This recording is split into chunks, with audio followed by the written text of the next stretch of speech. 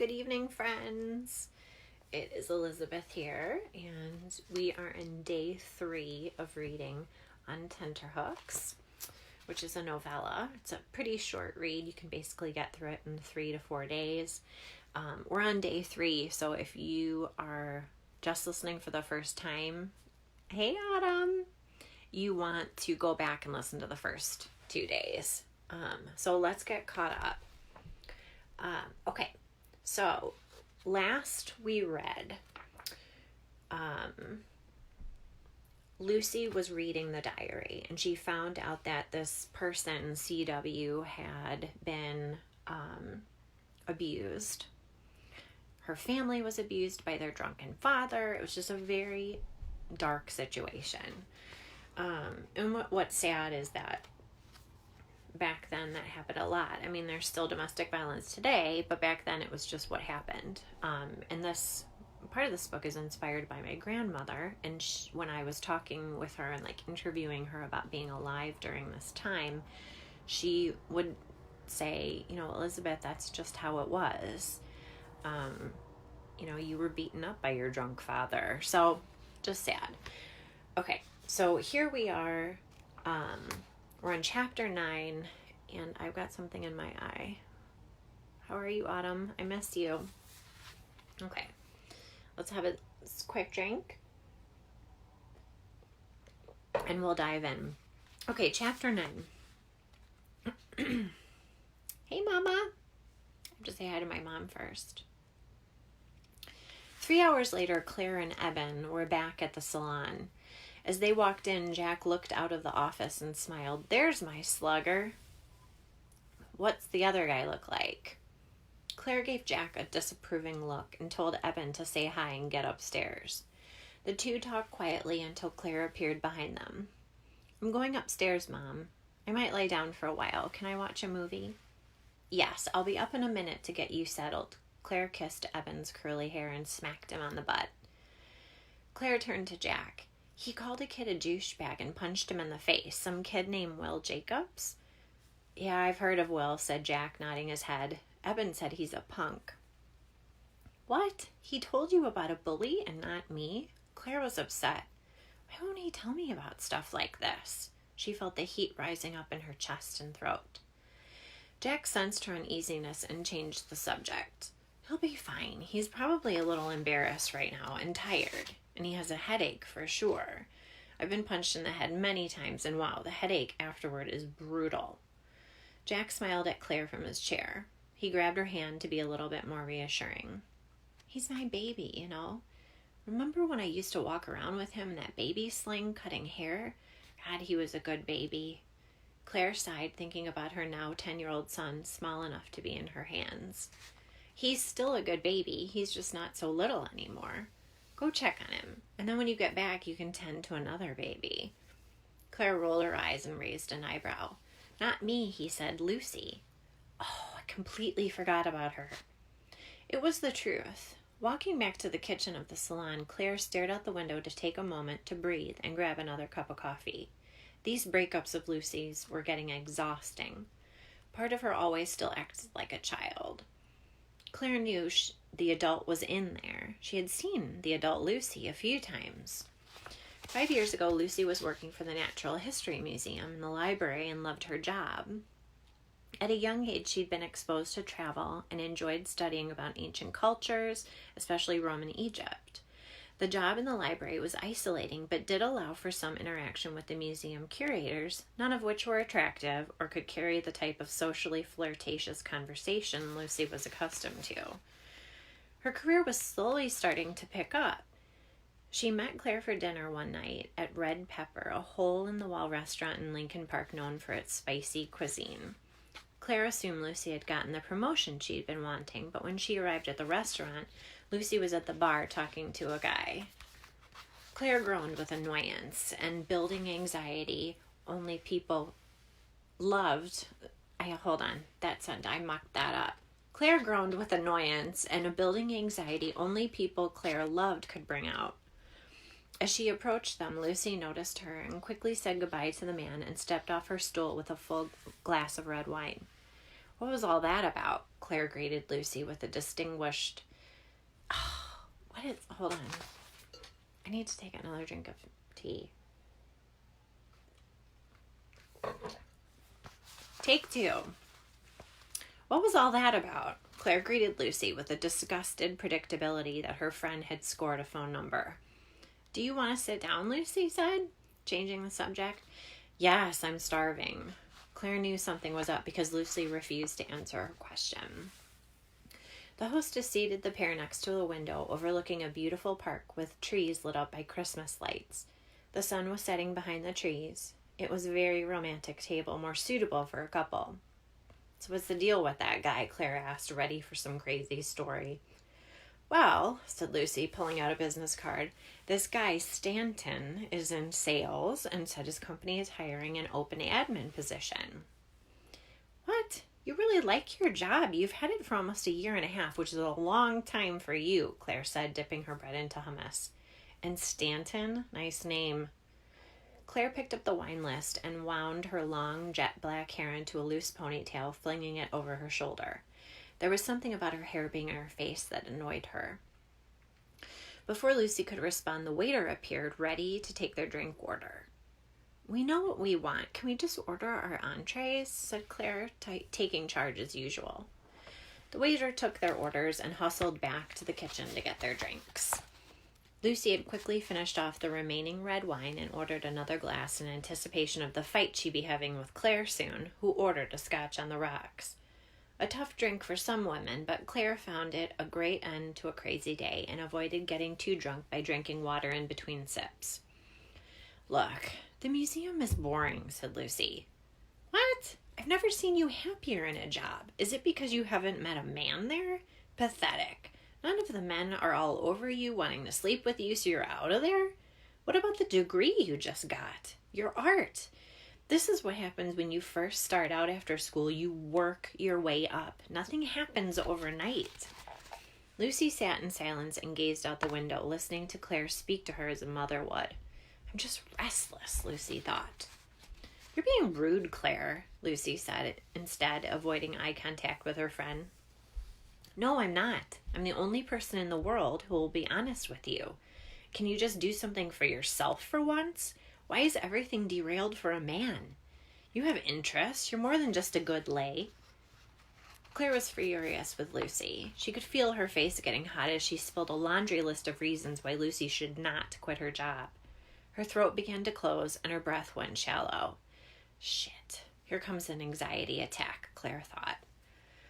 Claire immediately stopped talking and started doing her breathing. She had mastered talking herself down from anxiety attacks, a problem that had started to surface when she was 18. Deep breaths in and out, in and out.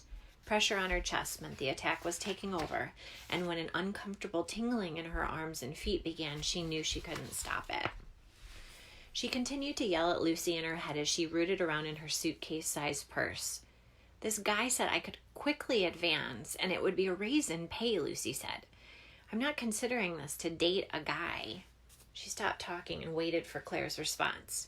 What are you looking for in there, Lucy asked. My Xanax, thank you. It's been a hell of a day and I just need to calm down. Lately, Xanax and I have been spending a lot of time together. Aha, here we go. As Claire took out a single white pill, the waiter returned with their drinks. Claire washed the Xanax down with the scotch and smiled, taking in another deep breath.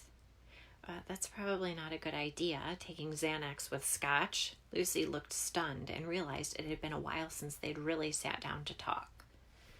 Caught up in her work at the museum, Lucy was working long hours and studying to finish her doctorate. Between her day job and her night classes, their friendship had been on the back burner. What is going on with you, Claire? Is everything all right? Lucy's tone turned to concern, and she immediately thought about the last time they hung out. It had been almost 2 months. No, everything is not all right. Jack is dating someone, and I think it's serious. Claire gazed out the window and watched a couple sitting on a park bench holding hands. She took a big sip of scotch and loved the way it felt, warm and smooth, running down the back of her throat. Claire, for God's sake, can you please just tell him you have feelings for him? Talk about my relationship problems. I can't now. Apparently he's dating Lisa, that's her name, for like 4 months. He never said anything to me. Claire was sick just talking about it. Who's watching Evan? Lucy asked, knowing the answer. He is. Jack is watching Evan right now. Oh, I would never let my boyfriend watch some other woman's kid. That's crazy. Maybe he lies to her. I need to end this. I think I might have to let him go. Claire was at a loss. She had talked to her therapist about the situation, and Dr. Huang suggested she tell Jack about her feelings. Easier said than done, Huang, thought Claire. God, I love Xanax. She sat in her seat, sipping scotch, and felt the medication soothe her from head to toe. Not in a drunken or high-inducing way. Xanax was different from her. She didn't feel numb, but rather level and at ease. Oh well, Jack's dating another woman. Who cares? Said Claire. Lucy could see that Claire was stressed and thought it was best to change the subject. How's my friend Evan? He's just perfect. He misses you. Do you want to come by this weekend? We can have a movie night. Yes, I would love that. How about Saturday? It's a date, said Claire, thankful they had stopped talking about Jack. Chapter 10.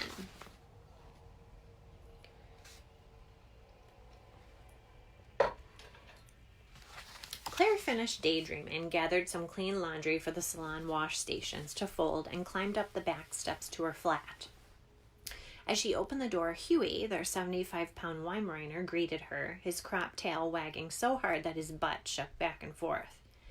Hey, buddy, where's Evan? I'm in here, Mom. Claire and Huey walked to the front room where Evan sat on their cranberry-colored couch watching TV. What are you watching? Claire asked, trying to distract herself and avoid the conversation she needed to have with her son about Jack. Huey perched on the arm of the couch, licking the air around Claire's face. His hot breath stunk, making Claire wince and push the dog to the floor. Evan ignored her, intently watching Ghostbusters, so Claire left the room and went into the bathroom to think. As she sat on the toilet, she held onto the sink and ran cold water over a teal washcloth. Wringing it out, she pressed the cool cloth to her head, searching for the right words to explain exactly what Jack was to them. Jack, Claire thought to herself. Who is Jack? It was a question she'd asked herself many times before. Claire had avoided this very conversation for years. Yes, she knew she was probably taking advantage of Jack's good nature and love for Evan and her.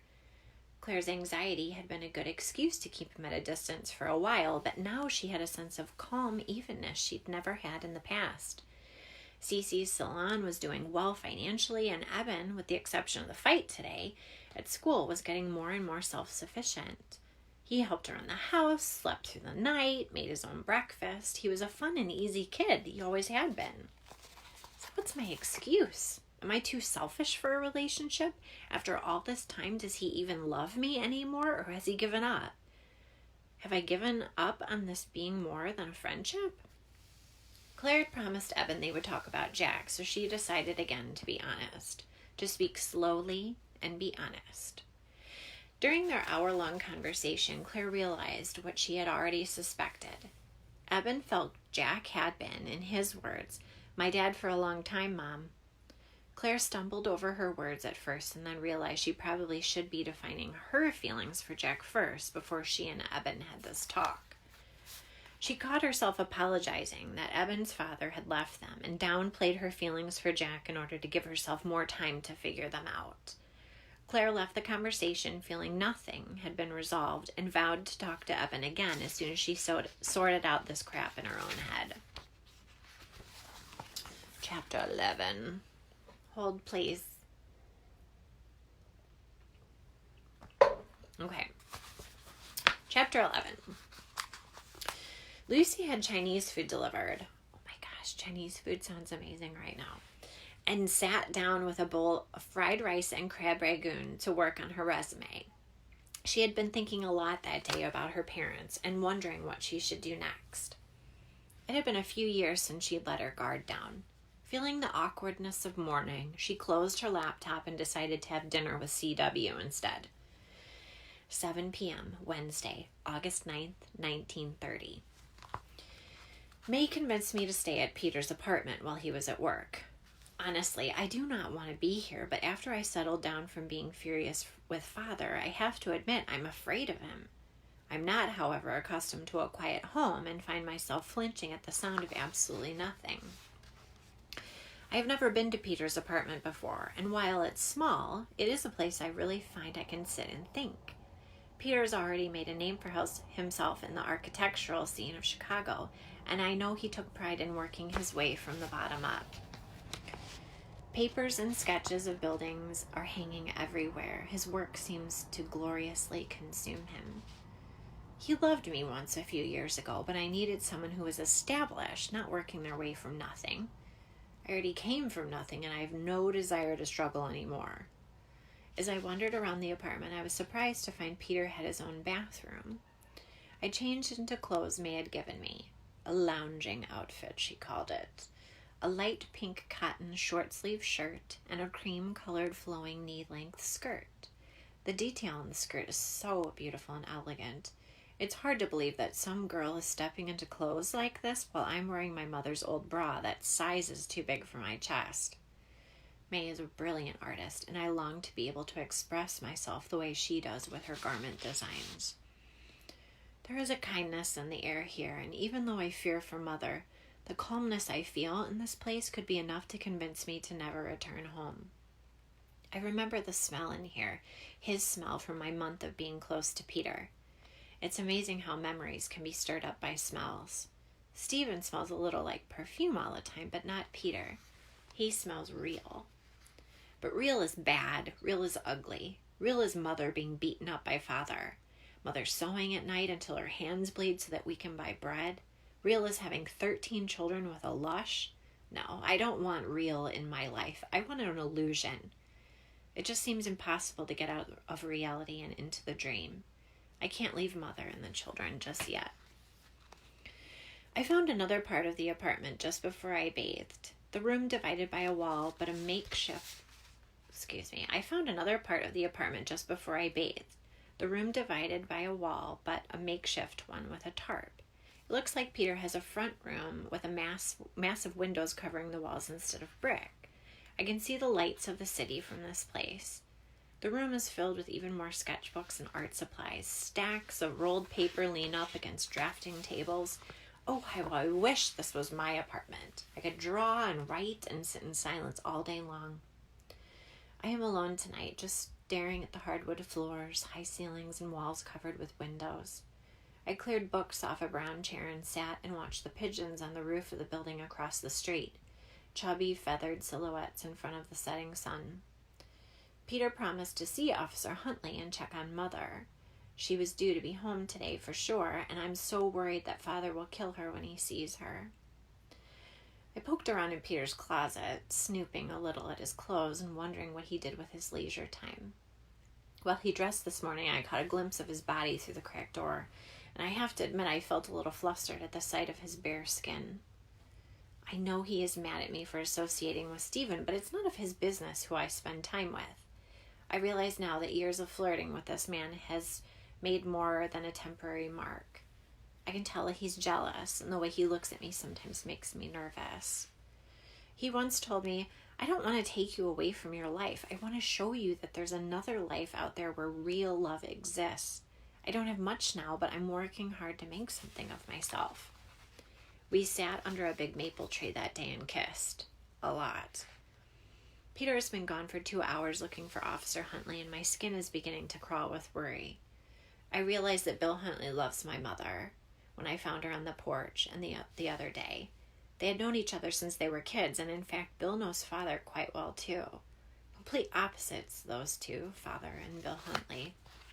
My father, a short, depressed man, fuming most of the time and blaming everyone else for his lack of success, and Bill Huntley, a ridiculously tall Irishman who seemed stable and peaceful even.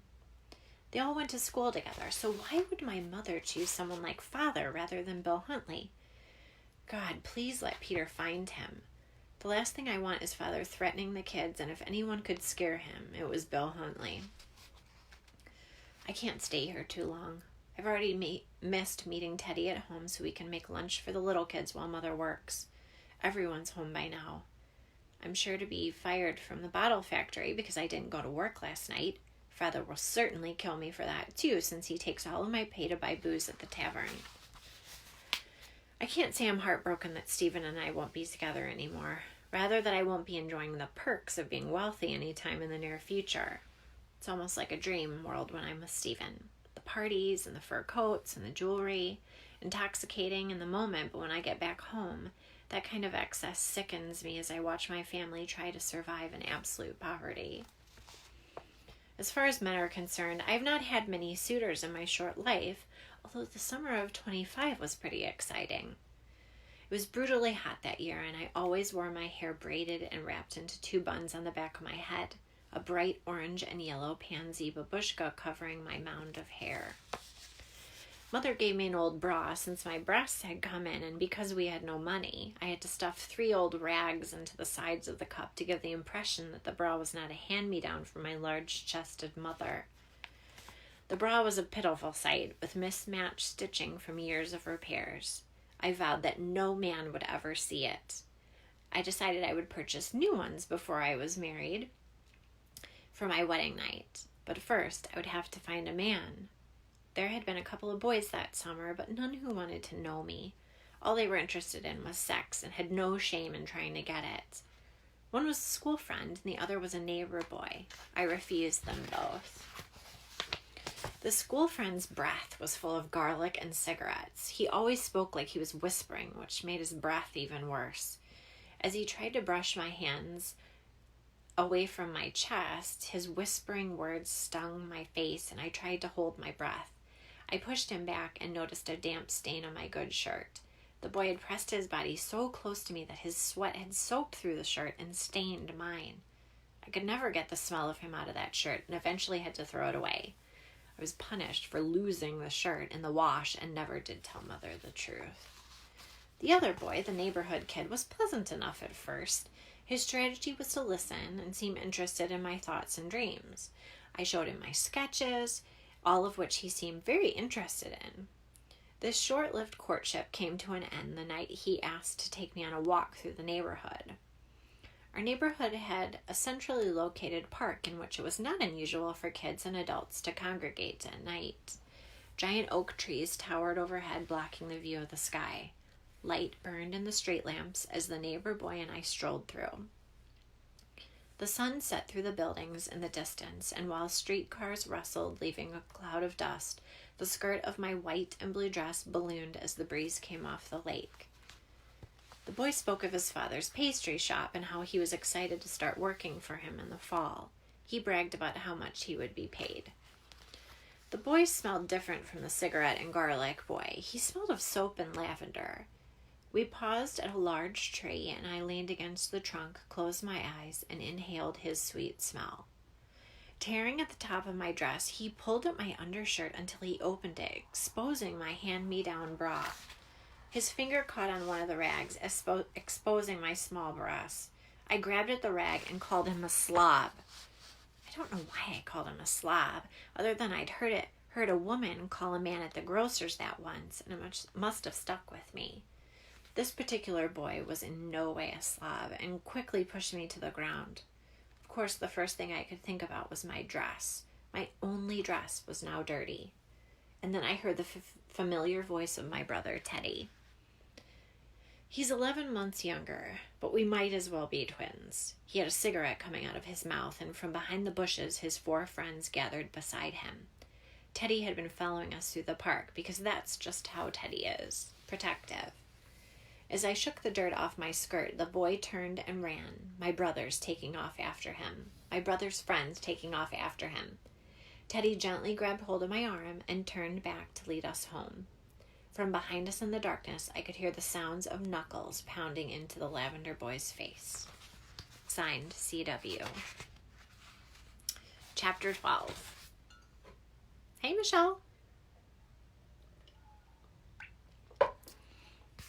Knock, knock, said Jack's voice, entering the apartment, not waiting for an invitation.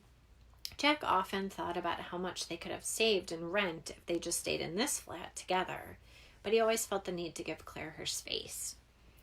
Turning away from Jack, Claire didn't know how she felt about him anymore.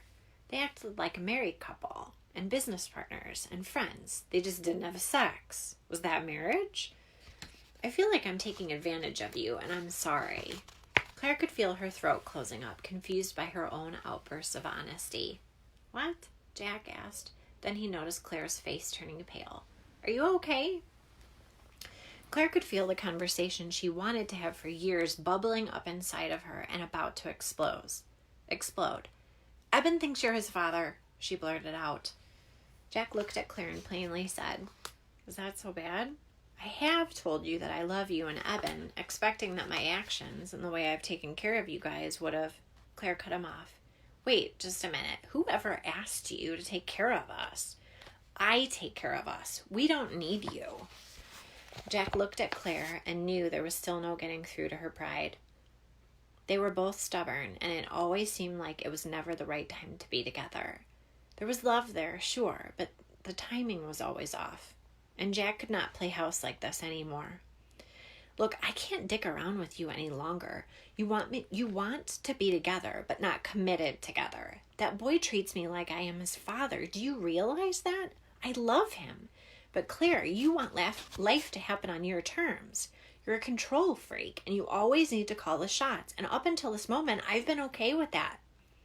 You're too stubborn to admit that we belong together, Jack continued, beginning to fume. You conveniently forget how I've helped you with your business and supported you through your anxiety and taken care of some other guy's kid, who I might add was an asshole. Only love would stick around after that. Jack continued. I drive Eben to school and help him with his homework every day. Every day. I've stayed with him when he's sick. That whole week when he was teething so you could work, remember that? 10 years of frustration came spilling out of Jack, and he wasn't letting Claire get a word in. Not this time. Claire started to speak, but Jack held up his hand. No, you be quiet, Jack said. I need to get this out. He ranted about all he had done for her and Eben. Gasping for breath, he stopped and Claire saw an opening. Are you finished? She asked, folding her arms in front of her. Jack glared at her. No, I'm not finished. Marry me. Claire scoffed, amused at the audacity of this man in front of her. You have nothing to say? Jack said. Get out, Claire growled. Jack grabbed his bag and crashed down the back stairs. Jumping on the side of the dumpster in the alley, he clawed through the trash to pull out the box of cigarettes he had thrown away earlier. He knew it was disgusting, but he didn't care. He drove home like a maniac, speeding way too fast for the narrow city streets. Climbing the stairs of his apartment, Jack lit up another cigarette and entered his small studio apartment. Since he spent so much time at Cece's and Claire's, he had really paid no attention to his own place, using it only to sleep and shower. Jack flipped on the radio and sat chain-smoking in an open window of the front room. Disgusted, he flipped on his stereo to CD, blasting AC/DC. His lungs burned as he took his last drag of a cigarette. He put it out in a ramekin he had in the dishwasher. Staring at the ash in the white ceramic Claire had given him as a birthday gift, Jack threw the ramekin across the room, shattering the kitchen window. A long, gut-filled scream let loose through the apartment, which was just what Jack needed. He needed to scream to let out 10 years of anger and frustration. Who can live like this never-ending blue-balling tease?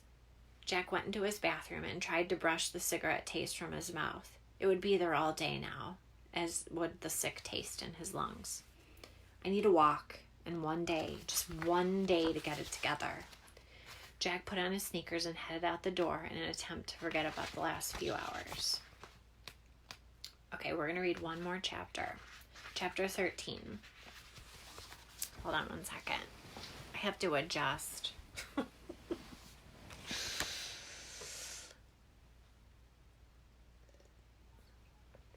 Okay. Chapter 13. Lucy took some time away from CW's diary to work on her resume. The idea that this woman in the diary was fearing for her life during the uncertainty of the Great Depression was a good motivator to get her to stop feeling sorry for herself. She looked around her apartment again as she sat at her laptop, wondering how this space had changed since CW sat writing. Across the wall of windows was a brick wall that partially separated the living and dining rooms. Rows and rows of Lucy's books lined one side of it, framing her large brown couch. Across from the couch was an L-shaped brick pillar that housed a small armoire. Above the armoire were 2 large paintings anchored into the brick. Both were delicate watercolor pieces of flowers and female silhouettes painted by Lucy. In front of the row of windows across from the brick wall was a drafting table with mounds of books stacked underneath. A dark red portfolio leaning on the one side of the legs held sketch pads and maps from the museum. Lucy opened the diary and sketched out C.W.'s description of Peter's apartment and then compared the 1930s version of her own layout. Very similar, which made a fast chill run down Lucy's spine. The only thing that had changed was the window seat in front of the windows, which had been added right before Lucy moved in. Thanks, Nora. Sorry, I have a friend shoving a note under the door. Brewing another cup of tea, Lucy studies C.W.'s handwriting and random sketches, touched that a soul so similar to hers had been in this space. August 10th, 1930. Yesterday, Peter went to see Officer Huntley at the police station, which is just 2 blocks from my house. I was a little afraid that Father would recognize Peter in the neighborhood while he was still there. Hold on one second. There's someone knocking at the door. Hey, Nora, I know. I see it. Thank you. Just wait. We're having a slumber party, so I told her to let me know when it was 9 o'clock. We're almost done. We only have 2 pages. Okay. Yesterday, we're in C.W.'s diary now. Yesterday, Peter went to see Officer Huntley at the police station, which is just 2 blocks from my house. I was a little afraid that Father would recognize Peter in the neighborhood while he was there, but he assured me that he could take care of himself.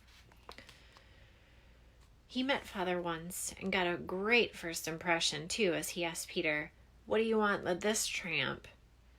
Mother mouthed from behind Father to sneak by him and come into the kitchen. Father murmured something and proceeded to drool out of the side of his mouth. I was mortified.